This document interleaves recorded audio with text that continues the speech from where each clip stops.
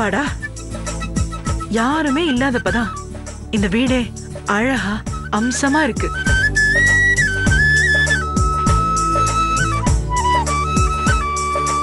எப்போ அந்த கனகா குடும்பம் இந்த வீட்டை விட்டு போச்சோ அப்பவே இந்த வீட்டுக்கு புது களை வந்துருச்சு.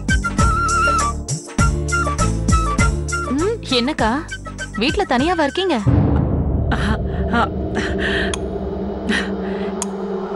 இப்பதான் பாண்டிமா அத பத்தி புலம்பி வாய மூடுன.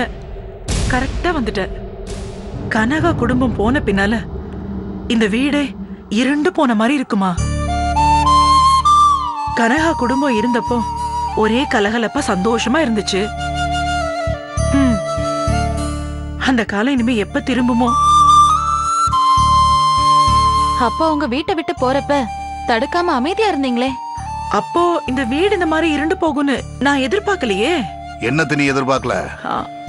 கனகா குடும்பம் இல்லாம வீடே வெறிச்சோடி போயிருக்குன்னு அக்கா சொல்றாங்க. அப்படியே சொன்ன? ஆமாங்க, ஆமா. இப்போ ஒண்ணு கெட்டு போயிடல.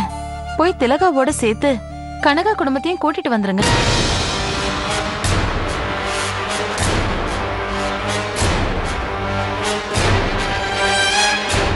உங்களுக்கு தனியா போக ஒருத்தலா இருந்தா வாங்க, நானும் வரேன். பேசி சமாதானம் பண்ணி கூட்டிட்டு வந்துடலாம். என்னம்மா இது?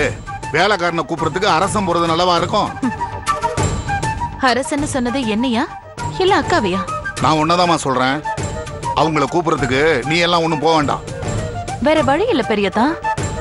இந்த வீட்டோட 3வது தலைமுறைய சுமக்கிறது அந்த வீட்டுல இருக்கிற திலகா. அவ அடுத்தடுத்து அவமானம் செஞ்சாலும் நாம பொறுத்துதான் போகணும். ஒரு நாள் இல்லைன்னா ஒரு நாள் திலகா மனசு மாறி இங்க வாழ வருவா. அது நடக்காது சின்னம்மா.